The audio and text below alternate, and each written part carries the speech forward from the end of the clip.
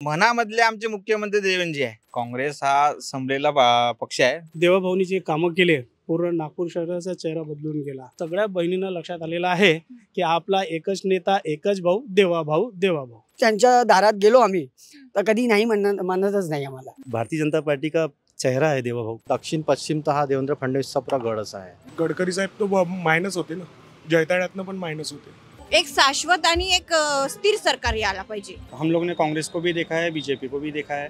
कुछ समय से हमको ये लगता है कि कांग्रेस से ज़्यादा बेटर काम बीजेपी ने किया है. अभी भी नागपुर की जनता फिर से बीजेपी को ही चांसेस देगी. 100% वन साइड देवेंद्रजी निवडून येतील आणि भारी मताधिक्याने निवडून येतील. जनता काय म्हणता, तुमचा उमेदवार कोणता सांगा, निवडून द्या म्हणता आणि सगळं तुम्ही जाणता. जनता काय म्हणता. नमस्कार लगावतीच्या प्रेक्षकांना. आणि आज आपण जमलेलो आहोत नागपूर जिल्ह्यातला एक महत्त्वाचा विधानसभा मतदारसंघ ज्या मतदारसंघाचं प्रतिनिधित्व आपल्या राज्याचे उपमुख्यमंत्री देवेंद्र फडणवीस हे करतात. पुन्हा एकदा त्यांना भाजपने उमेदवारी जाहीर केलेली आहे. त्यांच्या विरोधात प्रफुल्ल गुडदे जे काँग्रेसकडनं उमेदवार आहेत, अशी लढत रंगलेली आहे. आणि नेमकं आपण चर्चेला सुरुवात करतोय. माझ्या मागे तुम्ही बघत असाल दीक्षाभूमी आहे आणि इतक्या महत्त्वाच्या स्थळावरून आपण चर्चेला सुरुवात करूया. काय वाटतं, कशी लढत होणार आहे, नागपूरमधले कोणते मुद्दे असे वाटतात, या लढत कशी इंटरेस्टिंग ठरणार आहे? लढत तर आमची पूर्ण वन साइड राहील. आमचे देवेंद्रजींचं संपूर्ण महाराष्ट्रातील कार्य, त्याच्यानंतर लाडकी बहीण योजना, याचा जो इतका छान प्रतिसाद आम्हाला मिळालेला आहे. आम्ही मतदारसंघात फिरतो, पत्रकं वाटतो, काही सामाजिक, काही शैक्षणिक आणि अशा बऱ्याचशा लोकांची आम्ही भेटी घेत आहे. तर आम्हाला प्रत्येक ठिकाणून हा एक पॉझिटिव्ह रिस्पॉन्सच मिळालेला आहे. त्याच्यामुळे देवेंद्रजींची 100% वन साइड देवेंद्रजी निवडून येतील आणि भारी मताधिक्याने निवडून येतील. अच्छा, समोर तुमचं आव्हान आहे काँग्रेसचं, जे की विदर्भामधले आणि त्यातही नागपूर जिल्ह्यातले दोन मोठे पक्ष, काँग्रेस आणि भाजप, आणि त्यात तुमचे 3 मोठे नेते भाजपचे याच जिल्ह्यातनं येतात. असं असताना देखील समोरचं आव्हान आहे का भाजप समोर काँग्रेसचं? आणि काँग्रेस हा संपलेला पक्ष आहे, त्यामुळे आव्हान तर नाहीच आहे. पण अलीकडच्या काळात त्यांचे आमदार वाढलेत की जिल्ह्यातले. हो ना, लोकांमध्ये जे गैरसमज झालेला आहे, नेरेटिव्हचा विषय झालेला आहे, त्याच्यामुळे सगळं तरी ते झालं आहे. पण तरी आमचे यावेळेस विधानसभेला कार्यकर्ते जोमाने कामाला लागलेले आहे. आदरणीय देवेंद्रजीचा मतदारसंघ हा भारतीय जनता पार्टीचा बालेकिल्ला आहे, त्यामुळे काही प्रॉब्लेम येतील नाही. काँग्रेसचा उमेदवार डमी आहे, तो सीझन वाईज किती येतात, ते निवडणूक आले की ते बाहेर निघतात. त्याच्यामुळे पण लास्ट टाइम त्यांनी चांगली मतं घेतली होती. हो ना, ते ठीक आहे ना. कसं आहे, निवडणुकीचा ह्या गोष्टी असतात, पण ते सीझन वाईज नेते असल्यामुळे ते निवडणुकीलाच येतात. त्यावेळेस देवेंद्रजी चांगल्या मताने निवडून येतील आणि सगळ्या कार्यकर्त्यांना उत्साह आहे. काय वाटतं, महायुतीमध्ये मुख्यमंत्री पदाचा चेहरा कोण आहे? आता बघा कसं आहे, निर्णय नाही, सांगा काय ते. नाही ना, आमच्या मनामधले आमचे मुख्यमंत्री देवेंद्रजी आहे, त्याच्यामुळे काही प्रश्नच नाही. पण जो निर्णय होतील महायुतीमध्ये होतील, त्याच्यामुळे आम्हाला शाश्वती आहे, काही ना काही चांगलं होते. मनाच्या इच्छा आहे का देवेंद्रजी मुख्यमंत्री झाले पाहिजे, सगळ्या कार्यकर्त्यांची इच्छा आहे. काय वाटतं, देवेंद्रजी फडणवीस तुमचे नेते मुख्यमंत्री होतील महायुतीमधनं? का बरं नाही, होतील. आणि आमच्या नागपूरची जो प्रतिनिधी देवेंद्रजी आहेत, ते चांगल्या मताने निवडून येतील आणि चांगला त्यांचं कार्य आहे, काम आहे. आणि आमच्या महाराष्ट्रामध्ये सगळ्यात चांगलं योगदान अगर दिलं आहे ती देवेंद्र फडणवीसने. काय योगदान दिलं, कोणती अशी कामं सांगू शकता? 4 ते 5 अशी कामं सांगा ज्यामुळे मतदार तुमच्या नेत्यांना मतदान करतील. बघा, आता लाडली बहीण आहे आणि केंद्रातले जिथले बी योजना आहेत, आणि देवेंद्रजी आमचे लाडके नेते, बरेचसे काम आहे. आणि की कोणाला किडनीचा प्रॉब्लेम राहिला, काही राहिलं, हे नक्कीच त्यांच्या दारात गेलो आम्ही तर कधी नाही म्हणतच नाही आम्हाला. आणि कोणतंही काम त्यांच्या शब्दामधून नाही निघतच नाही. आणि जेव्हा आता महायुतीचं सरकार स्थापन झालं आणि देवेंद्र फडणवीसांना उपमुख्यमंत्री पद देण्यात आलं, तेव्हा तुमची भावना काय होती कार्यकर्ता म्हणून फडणवीसांचा? वाईट वाटलं होतं? वाईट, आता नागपूरकरांची काय प्रतिक्रिया होती यावर? प्रतिक्रिया ही होती मॅम की आमचे लाडके देवेंद्रजी हे महाराष्ट्राचे CM बनले पाहिजेत. पण आता कसं आहे की वरून त्यांच्यावरती एक काही ना काही असेल तर CM यांना बनवलं. म्हणून आमचं मत थोडंसं नाराजी होतं. पण आता सध्या आम्ही असं वाटतं आहे की आज देवेंद्र CM बनले पाहिजेत आणि आज त्यांचा चांगला आम्ही प्रोत्साहन आणि आमचे जिथलेही कार्यकर्ता आहेत हे त्यांना जास्तीत जास्त मतांनी निवडून आणण्याची प्रयत्न करू. अच्छा. आणि काय वाटतं कितीचं लीड घेतील इथनं फडणवीस? मागच्या काही लढती बघितल्या झालं तर मताधिक्य घटतंय हे स्पष्ट आहे. यावेळेस काय चित्र दिसेल? चित्र असं आहे की आमच्या नागपूर जिल्ह्यामध्ये जे 12च्या 12 सीटा आम्ही पूर्ण जेवढे तिकीट आहे आमच्या दिलेल्या त्या सगळ्या आम्ही निवडून येणार आहोत. सगळ्या. आणि आमचे मुख्यमंत्री देवेंद्र भाऊ पुन्हा मुख्यमंत्री बनतील याच्यात कुठल्याही प्रकारच्या दोमत नाही आहे. पण ते स्वतः तर अशी घोषणा करत नाहीत, महायुतीचे नेते घोषणा करत नाहीत की कोणाच्या नेतृत्वात निवडणुका लढवल्या जातील. मागेच एकदा फडणवीस म्हणाले होते आम्ही मुख्यमंत्री एकनाथ शिंदेच्या नेतृत्वाखाली निवडणुका लढवतोय. याचा अर्थ CM पदाचा चेहरा कोण असणार आहे महायुतीमधनं? देवेंद्र फडणवीस. आता कोणी जरी नाही म्हणत असतील पण हे भारतीय जनता पार्टी आहे आणि भारतीय जनता पार्टी हा कधी अहमपणा दाखवत नाही. ते जे आहे जनता जनार्दनला माहीत आहे की देवाभाऊनी जे कामं केले पूर्ण नागपूर शहराचा चेहरा बदलून गेला. आज नागपूर सगळ्या देशामध्ये नाव घेण्यात येत आहे. त्याच्यामुळे आमचे नेतृत्व जे आहे ते देवेंद्र भाऊ आहे. याआधी म्हणजे बातम्यांमध्ये, माध्यमांमध्ये आणि कार्यकर्त्यांमध्ये फडणवीसांचं नाव हे देवेंद्र फडणवीस असं घेतलं जायचं आणि आता ते नाव देवा भाऊ असं म्हणलं जातंय तुमच्याकडनं. काय हा बदल का घडतोय? हा जो आमच्या लाडकी बहिणीच्या पूर्ण महाराष्ट्रामध्ये जो विषय घडला आणि त्या लाडक्या बहिणीला जे मजबूती करून दिलं देवाभाऊने, ज्यांचे काही लोकांचे कोरोनामध्ये हसबंड मरण पावले आणि त्यांची परिस्थिती अशी आहे, काही लोकांचा प्रभाग आहे की काही कमी शिकले सगळे वर्गातले लोक आहे आणि त्यांना पेमेंट काय 6,000 आणि 7,000 मिळतो.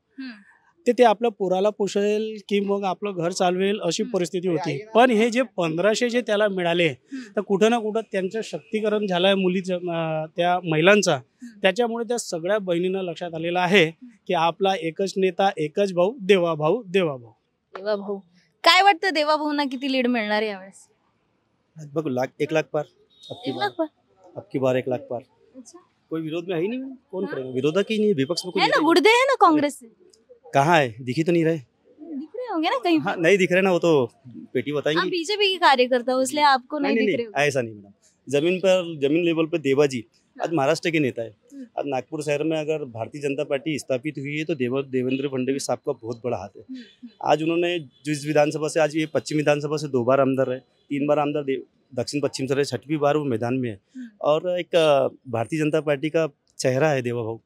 उसके सीधी बात है कि लाडली बहना लोग इसका इफेक्ट डालेंगे और अब की बार CM कौन बनेगा फिर? हम कार्यकर्ता के मन में तो CM बनना देवेंद्र जी ने चाहिए, लेकिन पार्लियामेंट बोर्ड के ऊपर क्या होता है निर्णय वो नहीं मालूम.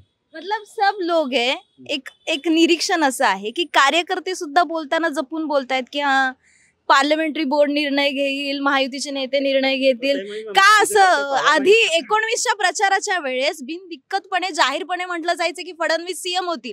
यावेळेस असं कोणी वाक्य बोलत नाहीये कार्यकर्ता सोडला तर. नाही, हा पक्षच असा आहे की इथनं सगळे निर्णय पार्लमेंटरी बोर्ड घेतात. त्याच्यामुळे सर्वसामान्य हे कुठेतरी धाक तो आहे का की जे 2022 मध्ये झालं ते आता पुन्हा व्हायला नको?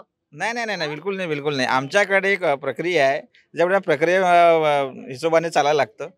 नक्कीच कार्यकर्त्यांच्या मनामध्ये भावना आहे की देवेंद्रजी मुख्यमंत्री बनले पाहिजे आणि काय पार्टी नेतृत्वाला त्याच्यावर लक्ष देतीलच. मनातल्या कार्यकर्त्यांची जी इच्छा आहे ते पार्टीला कळेलच. आता काय वाटतं तुम्हाला यावेळेस जी लढत रंगलेली आहे, मागच्या वेळेस पण गुडदे होते, यावेळेसही गुडदे आहेत फडणवीसांच्या विरोधात, कशी लढत होईल आणि तुमच्या नेत्याला फडणवीसांना कितीचं लीड मिळेल? जय भीम नमो बुद्धाय.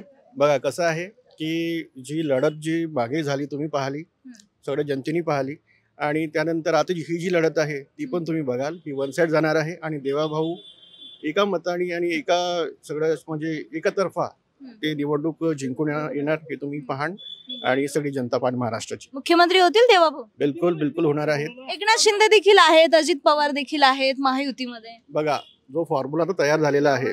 काय फॉर्म्युला आहे? बघा ना 150 सीट्स जो आहे आपण म्हणजे भाजप लढती आहे, त्यानंतर मग बाकीचे जे सीट्स जे आहेत ते बाकी एकनाथ शिंदे म्हणा किंवा अजित पवार गट ते लढत आहेत. हम्म. तर त्यामध्ये संख्या जी आहे ते भाजपची जास्त सीट्सची आहे. अच्छा. तर त्यामुळे होऊ शकते की देवाभाऊ ओके. सीएम बनू शकतात. काय वाटतं मावशी, काय मेरे को कस तो पूरा उम्मीद है कि वो आने वाले, बस बाकी कौन किसी आने को वाले? बोलना- मेरे देवेंद्र भाव। देवेंद्र भाऊ हाँ, आने बिल्कुल वाले? आने वाले, अच्छा, बस। क्या क्या किस बेसिस पे आने मैं वाले? अपने मन से बोल रही, मेरे हृदय से, बाकी कुछ नहीं बोलना है। अच्छा अच्छा. काय चर्चा आहे स्थानिक पातळीवरती, काय वाटतं कशी फाईट होईल? फाईट ही वन साईड झाल्यासारखीच आहे, कारण की गेले 5 टर्म म्हणता येईल आपल्याला, ही 6वी टर्म आहे त्यांची. हां. त्यामुळे तरुण वयापासून ज्याच्या आम्ही आता ज्या वयात आहे हां. तेव्हापासून ते इथल्या राजकारणात आहे. हां. त्यामुळे काय फाईट ही वन साईड आहे. हम्म. त्याच्यामुळे कारण की प्रफुल्ल गुड्डे पाटील जर म्हटलं हम्म. तर गेल्या 4 वर्षात कुठेच कुणाला दिसले 4-4.5 वर्षात. हां, हां. जस्ट इलेक्शन आलं तेव्हा त्यांचे बॅनर्स आणि ह्या सर्व गोष्टी लागायला लागला. हां. तर त्यामुळे जो जनतेतून आलेला आहे तेच इथे प्रावीण्य राहील. त्यांनाच समोर लोक बहुतेक वोट करतील अच्छा. हीच आमची अपेक्षा आहे. अच्छा. काय वाटतं काका, कशी फाईट होईल आणि कोणाचं पारडं जास्त जड आहे? ईव्हीएमचा अच्छा. ईव्हीएमचा पाडा जड असेल. हां, हां. अच्छा. काय वाटतं आणखी कोणते मुद्दे चर्चेत यायला हवे तिथून? बेरोजगारी आहे, काम नाही आहे, आणखी महागाई आहे, हे तर सर्वांनाच माहीत आहे. काय म्हणणार आहे आता, जे म्हणतात आहे ना माझंच खरं, तोच वाला विषय झालेला आहे. महागाईचं काय सांगणार आहे आता? महागाई मी एवढं तुम्हाला उदाहरण दिलं, स्किल वर्कर आहे. नाही विचारा, त्यांनाच विचारा, त्यांना समजतं आज. बोला बोला बोला बोला, कोणता मुद्दा राहिला का? नाही, मुद्दा तर काही नाही राहिला. हं. त्यांचं म्हणून गेले सिलेंडरचे रेट्स वाढलेले आहेत. मॅडम पहा, सिलेंडरचे रेट म्हणाल तर त्यांना सबसिडी सर्वांनाच आहे. रेट कुठे वाढले, आधी किती होते आणि आता किती आहे, कॅल्क्युलेशन करा. कितीनी वाढलं, काय वाढलं हे तुम्हालाही माहिती आहे, सर्वांना माहिती आहे. त्याच्यामुळे महागाई तर हो ठीक आहे, काही प्रमाणात वाढली आहे, काही प्रमाणात सर्व गोष्टी झालेल्या आहे, हे मान्य आहे. पण थोडं जरी कुठे काही आहे तर आपलं चालू आहे ना. आता जसं यांनी थोड्या वेळ आधी म्हटलं होतं की बेरोजगारी आहे. बेरोजगारी आहे, कोण बेरोजगार आहे? त्यांची करायची ताकद आहे. त्यांना जर जॉब भेटला त्यांना करायची ताकद आहे. कितीला चालू करेल, काय करेल, ह्या सर्व गोष्टी आहे ना. आता भव्य रोजगार मेळावा झाला, किती लोक सिलेक्ट झाले? कमीत कमी पूर्ण नागपूर भरातून कमीत कमी माझ्या तरी मते 20 ते 22 हजार मुलं, तरुण वर्ग हा सिलेक्ट झालेला आहे जॉबसाठी. त्यांचं चालू आहे ना, होईल. आता एवढ्या साऱ्या IT कंपनीज आल्या, सर्व सेक्टर्स आलेले आहे, कंपन्या आल्या आहे, तिथे चालू आहे ना. ज्यांच्याजवळ स्किल आहे त्यांना जॉबला हे नाही, ते जॉब करतातच. पण तुम्ही सर्वांना घेऊन आणि हे सर्व म्हणाल की ये रे गुम्या, ये रे हे, त्याला जर येतही नसेल तर घरून कुठून कोणाला काय? नागपुरात 8 रोजगार मेळावे झाले. प्रत्येक मेळाव्यात कमीत कमी 5 ते 7 हजार लोकांना जॉब्स मिळालेले. आता त्यांच्यापैकी किती जॉईनिंग झाले, काय झाले, हाही एक चर्चेचा विषय. नमस्कार सर, काय वाटतं लोकल लेवलला, स्थानिक पातळीवरती कोणते मुद्दे चर्चेत आहेत? तुमच्या मतदारसंघाचं प्रतिनिधित्व आपल्या राज्याचे उपमुख्यमंत्री देवेंद्र फडणवीस करतात.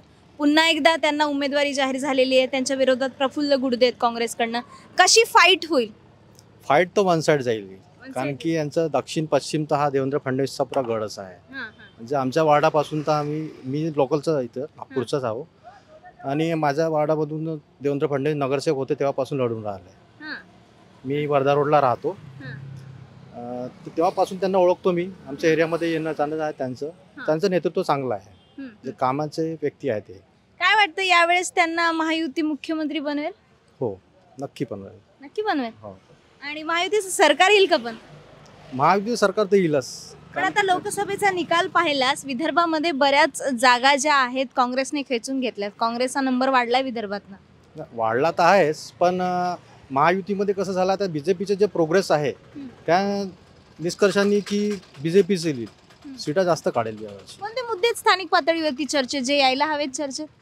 चर्चेस तर रोजगाराचा जास्त आहे इथे. रोजगार? हां, काय इथे रोजगाराच्या संधी नाही आहेत ना? रोजगाराच्या संधी आहे, पण कसं आहे, इथले मोठे मोठे जे प्रोजेक्ट आहेत जे ट्रान्सफर होऊन राहिले, तर यांच्यामुळे लोकल माणसांना खूप त्रास होऊन राहिला. पण त्याबद्दल राग आहे महायुती सरकारवर, भाजप सरकारवर लोकांचा, की इथले प्रोजेक्ट्स आणि कंपन्या बाहेर जात आहेत. तेवढा तर आहेच म्हणा. जसं आता मेट्रो आला इथे, मेट्रोमध्ये इथे पुरे बाहेरच्या लोकांना इथे घेतलं आहे, लोकल लोकांना घेतलं नाही. अच्छा, मेट्रोच्या कामामध्ये. हां, जे मग एम्प्लॉई इथल्या लोकांना का संधी नाही?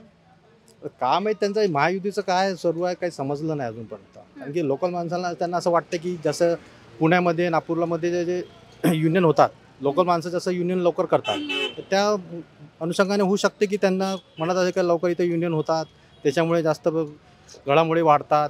त्या निमित्तानं असं वाटतं त्यांना की लोकल कमीत कमी नागपूरमध्ये अशा युनियन नाहीयेत लोकल लोकांसाठी, स्थानिक लोकांच्या रोजगारासाठी? बाहेरचं जास्त आहे, ते कमी आहे नागपूरमध्ये. नागपूरमध्ये हे झारखंड, मध्य प्रदेश, उत्तर प्रदेशवरनं खूप संख्या दिसते इथं आलेली, त्यांचं स्थलांतर वाढलेलं दिसतंय. काय कारण आहे यामागे? रोजगार.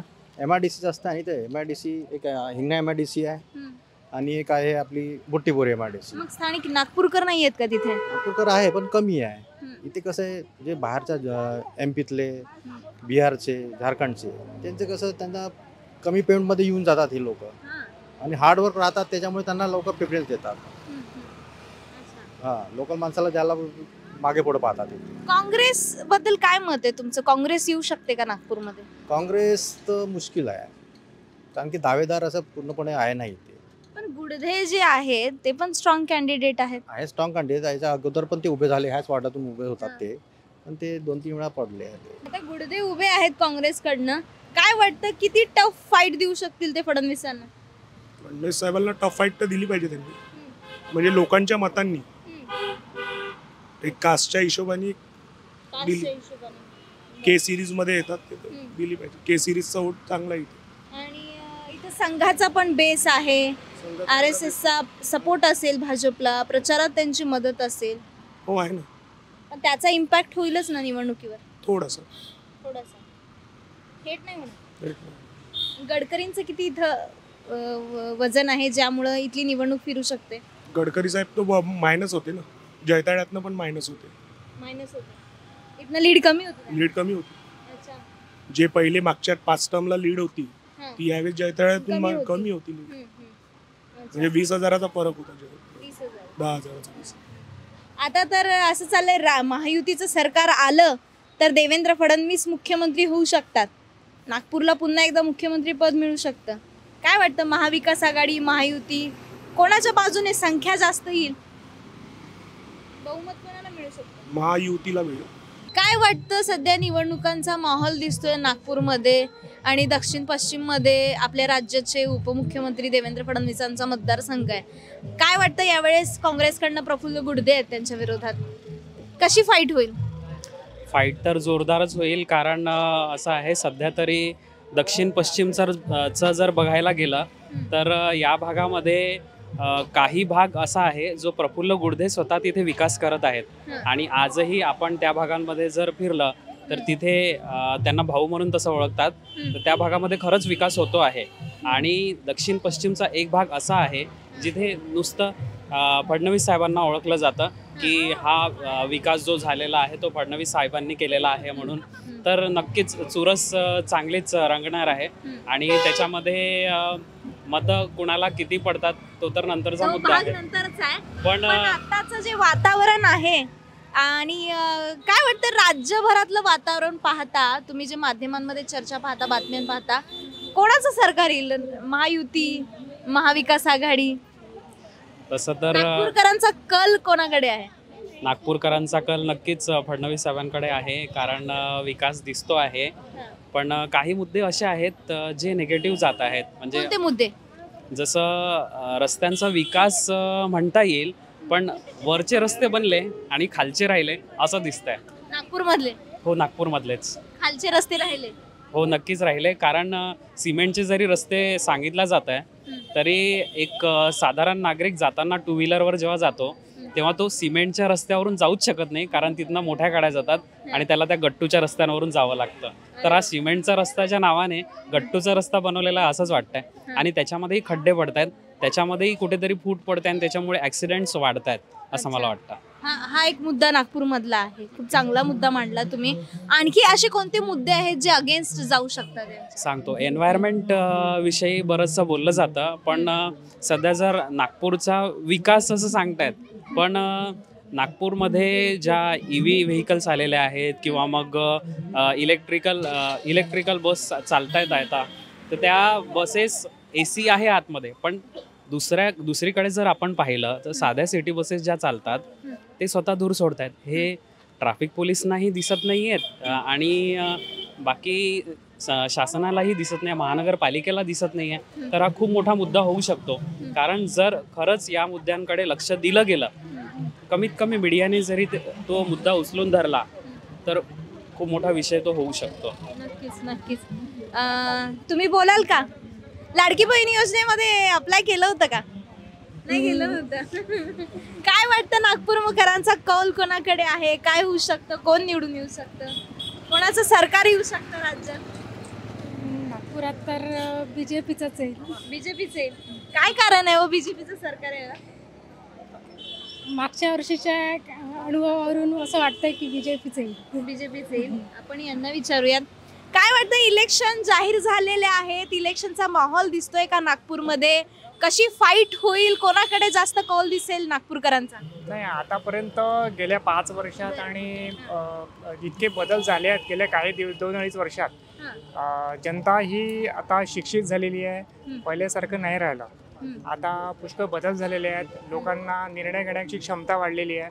तर निश्चितपणे यावेळेला जनता, नागपूरकर जनता ही निश्चितच चांगला निर्णय घेईल आणि जी सरकार सामान्य जनतेसाठी काम करेल किंवा त्यांची प्रगती होईल त्याच जनतेला कौल देण्यात येईल. काय वाटतं, कसा चाललाय नागपूरचा माहोल? निवडणुकांचा प्रचार, नेते येत आहेत का प्रचाराला? आणि जे काही कल आहे नागपूरकरांचा, कोणाला कौल देईल नागपूरकर? सर्वसाधारण बघितल्या जाता आता निवडणुकीचा जो माहोल आहे, तर आता ही जनता शिक्षित झालेली आहे आणि मेन म्हणजे जागरूक झालेली आहे. आणि आजकाल शिक्षित असणं म्हणजे खूप गरजेचं आहे, कारण की जागरूकता आली तर लोकांना समजतं की कुठली सरकार काय करणार आहे. आजची जी नवीन पिढी आहे ती सत्याला आणि शिक्षणाला जास्त महत्त्व देते आणि पुढच्या दूरदृष्टीकोनाकडे की आपल्या मुलांना काय एज्युकेशन मिळालं पाहिजे, काय व्यवस्थित आपल्या मुलांना सुरक्षित राहिली पाहिजे.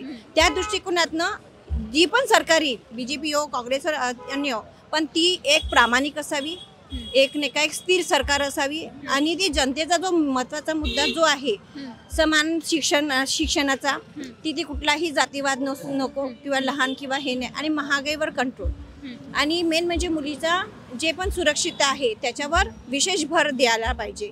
आणि दुसऱ्याच गोष्ट महत्त्वाचा मुद्दा हे समान शिक्षणावर असायला पाहिजे. प्रत्येक शाळामध्ये हे समान, जसं CBSEची जे पद्धत आहे ती ही स्टेट बोर्डला सुद्धा लागू झाली पाहिजे, जेणेकरून मुलांचा सर्वांगीण विकास होईल. कारण की कुठेतरी अशी तफावत दिसते मुलांमध्ये, एक पालक म्हणून मी सांगते, तर त्याच्यामुळे तर मला तरी हे वाटतं की एक शाश्वत आणि एक स्थिर सरकार यायला पाहिजे, प्रामाणिक. बरोबर. काय वाटतं, नागपूर दक्षिण पश्चिम विधानसभा मतदारसंघामध्ये राज्याचे उपमुख्यमंत्री देवेंद्र फडणवीस उभे आहेत आणि कशी फाईट होईल? समोरनं प्रफुल्ल गुडधेंचं आव्हान आहे त्यांच्यासमोर, ते कसं बघतायत नागपूरकर या लढतीकडे? नागपुर में बहुत टाइम से जो हमने देखा कि प्रगति हो रही है, हम लोग ने कांग्रेस को भी देखा है, बीजेपी को भी देखा है. कुछ समय से हमको ये लगता है कि कांग्रेस से ज़्यादा बेटर काम बीजेपी ने किया है. तो हमको आगे भी सपोर्ट, हम लोग अगर फ्रीली बोलना चाहे तो हम लोग आगे भी हमारा सपोर्ट बीजेपी को ही रहेगा, क्योंकि उनके राज्य में, उनके कार्य करने में हमको डेवलपमेंट दिखता है, जितना डेवलपमेंट पहले नहीं था. उसके अलावा आज हमारे को डेवलपमेंट दिखता है. हम लोग यहाँ कम से कम 2014 से रेस्टोरेंट चला रहे, उसके बाद यहाँ का जो डेवलपमेंट, ये परिसर का डेवलपमेंट और नागपुर के बाहर का डेवलपमेंट, तो हम सेटिस्फाइड है. रही बात महंगाई की, तो ऐसा नहीं था कि कांग्रेस के टाइम पे महंगाई नहीं थी, उस समय भी चीज़ें बढ़ रही थी, तभी भी हम लोग ने एडजस्ट किया.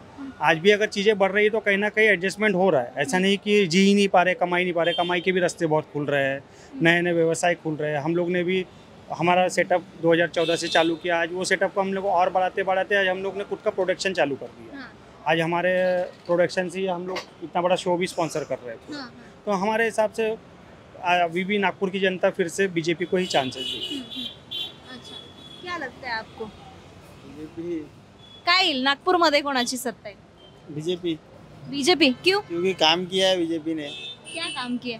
ये सब डेवलपमेंट जो भी है, जो सुधार वगैरह जो भी है, रोड वगैरह, फुटपाथ वगैरह, सब चीज बनाना वगैरह का काम, अच्छा काम किया है बीजेपी ने. बस. काय वाटतं, महाराष्ट्रात कोणाचं सरकार येईल?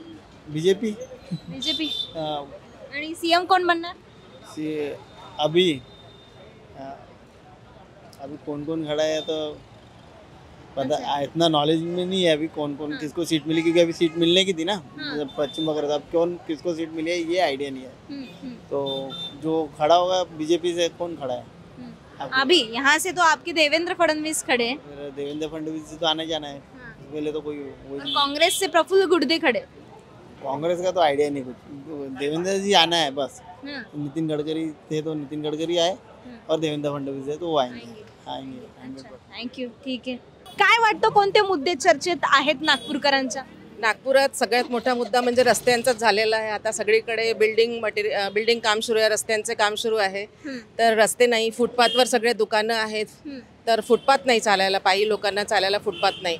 आणि ट्रॅफिक इतका जाम होतो आहे, त्याच्यामुळे जेव्हा फुटपाथ बंद असतो, बाकीच्या गाड्या खूप झाल्या, रस्त्यावर काम असल्यामुळे ट्रॅफिक जाम होतो, मग जायला वेळ लागतो. मेट्रो जरी आहे तरी मेट्रो स्टेशनपासनं जिथं जायचं आहे तिथं जायला पण परत दुसरं तरी व्हेकल करायला लागतं. तर नागपुरात लोक आपलीच व्हेकल प्रिफर करतात, त्याच्यामुळे रस्त्यावर भरपूर गाड्यांची हे आहे, गर्दी आहे. आणि आता हे सीझन दिवाळीचं जसं आलेलं आहे, तर फुटपाथवर सगळे दुकाने लागलेली आहे, तर पायी चालणाऱ्या लोकांना खूप त्रास आहे म्हणजे त्याचा. थोडक्यात ट्रॅफिक, फुटपाथ, अतिक्रमणाचा मुद्दा सोडल्यास बाकी असे कोणते आहेत का गोष्टी जे नागपूरकरांना वाटतात की नागपूरकर राज्याचा कौल बदलू शकतात, राज्याचा निकाल काय लागू शकतो, राज्यात कोणाचं सरकार येऊ शकतं, काय वाटतं नागपूरकरांना? राज्याचं सरकार तर आपण नाही सांगू शकत, ते तर that is a one day match. तर whoever wins that we will come to know. पण असं आहे की आता जे लोक कामं करतील पब्लिकसाठी त्यांनी निवडून यावं, आणि त्यांनी हे जे त्रास आहे कॉमन पब्लिकला, कॉमन मॅनला जो हे त्रास होतो आहे ते थोडं बघावं त्याच्याकडे. जसं आता लाईनीत लागणं, आता ते हे झालं पाहिजे, सुटका झाली पाहिजे. कुठल्याही वस्तूसाठी जर लाईनीत लागावं लागलं आणि गरीब लोकांना जर तुम्ही, म्हणजे ठीक आहे लोकांना फ्रीमध्ये तुम्ही हे वाटप करता आहे, पण you should take care of middle class also ना. So like middle class should not get hit of it. कारण सगळं तुम्ही त्यांना जेव्हा फुकटात देता गरिबांना किंवा खालच्या वर्गाला, तर कामाला लोक नाही मिळत आहे. मला वाटतं शेतीवाल्यांना तर खूपच त्रास होणार आहे या गोष्टींचा, जेव्हा घरी बसल्या सगळ्यांना तुम्ही हे. सरकारकडनं ज्या योजना अंतर्गत लाभ मिळतात दारिद्र्य रेषेखालील लोकांना, नागरिकांना, तर त्यामुळं ते कामाला येत नाहीये. कामाला येणार नाहीच ना, कारण त्यांना जर पुरेसा होईल, त्यांच्या घरचे 2-2 लोकांना, 3-3 लोकांना जर देतील, ते लोक पैसे देतील, जसं लाडकी बहीण योजना, काही लोकांना सामान वाटप झालं आहे, गॅस वगैरे देतात आहे फ्रीमध्ये, तर याच्यामुळे लोक कामाला भेटत नाही आहेत. तर याच्यापेक्षा त्यांना काही एम्प्लॉयमेंट अपॉर्च्युनिटीज अवेलेबल करून द्यावी. Minimum whatever there education is, according to that they should be given opportunities, employment opportunities. Like 10वी पास आहे, 12वी पास आहे, तर त्यांना कोणते कामं करून घ्यायचे, त्यांना काही ट्रेनिंग द्यायची मिनिमम पॉसिबल. IITची ट्रेनिंग करा, काही वर्कशॉप्सची करा, मुलांना कामं द्या. असं करून काही त्यांना अपॉर्च्युनिटीज द्या, जेणेकरून ते कामं केले पाहिजे त्यांनी. हे असं फ्रीमध्ये दिल्याने काय आहे, ते लोकांची कामं करण्याची तयारी नाही आहे आता. कारण सगळंच काही फ्रीमध्ये भेटायला लागलं तर मग कशाला लोक कामाला निघतील ना. तुमच्या शहरातनं, तुमच्या मतदारसंघातनं देवेंद्र फडणवीस राज्याचे उपमुख्यमंत्री उमेदवार आहेत. सलग 3 टर्म दक्षिण पश्चिम मधनं आमदार म्हणून निवडून आलेले आहेत, मुख्यमंत्री देखील होते. आता काय वाटतं यावेळेसची कशी फाईट आहे त्यांची, आणि नागपूरकरांना काय वाटतं, देवेंद्र फडणवीस मुख्यमंत्री झाले पाहिजेत का? झाले पाहिजे. जसे मुद्दे मी सांगितले, जे कोणी सरकार येईल किंवा जे कोणी निवडून यावे त्यांनी याच्याकडे लक्ष द्यावं. जे काही प्रॉब्लेम्स मी सांगितले ते ज्यांनी कोणी सुटवलं तर त्यांनी आलेलं आम्हाला कधीही आवडेल. कारण आम्हाला प्रॉब्लेम नको ना. कारण कुठल्याही लोकांना असं वाटतं की रस्त्यात गेलं तर गर्दी, ट्रॅफिक जाम, उन्हाळा, गरमी वाढली आहे, त्याच्यामुळे खूप उन्हाळा, खूप आतापर्यंत गरमी होत आहे. जरी विंटर सुरू झालं आहे ऑक्टोबर महिन्यात, तरी अजून किती गरमी आहे. कारण सगळं सिमेंटेड रोड झाले आहे, बिल्डिंग खूप सुरू आहे. मला वाटतं FSI वाढलेलं आहे. 7-8 स्टोरी बिल्डिंग्स आता कॉमन झाली आहे नागपुरात. 8-8, 9-9, 10-10 स्टोरी सुरू झाली आहे. तर मला वाटतं हे थोडंसं कुठंतरी थांबायला लागेल.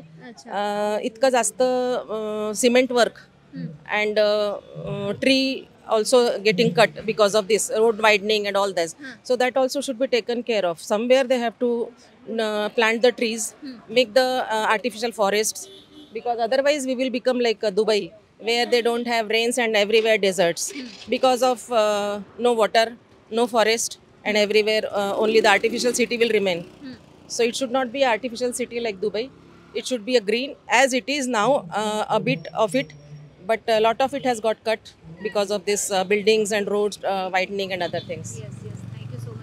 Thank you. अशा प्रकारे नागपूरकरांनी काही प्रतिक्रिया दिल्या, ज्यामध्ये पर्यावरणाचा मुद्दा देखील होता, लाडकी बहीण योजनेचा मुद्दा होता. त्या सगळ्या प्रतिक्रिया पाहिल्यास तुम्हाला काय वाटतं आणि त्यांच्या प्रतिक्रियांवरती तुमची प्रतिक्रिया काय आहे कमेंट बॉक्समध्ये लिहून नक्की कळवा. आणि असेच व्हिडिओज पाहण्यासाठी लगावती यूट्यूब चॅनलला सबस्क्राईब करायला विसरू नका. लगावती सांगते इलेक्शनचा कारभार आणि लोकांच्या मनात कोणत्या पक्षाचा दरबार. विकासाचा पक्ष इथं कोण कसा मांडणार आणि जनता काय म्हणती हे सविस्तर सांगणार. लगावती.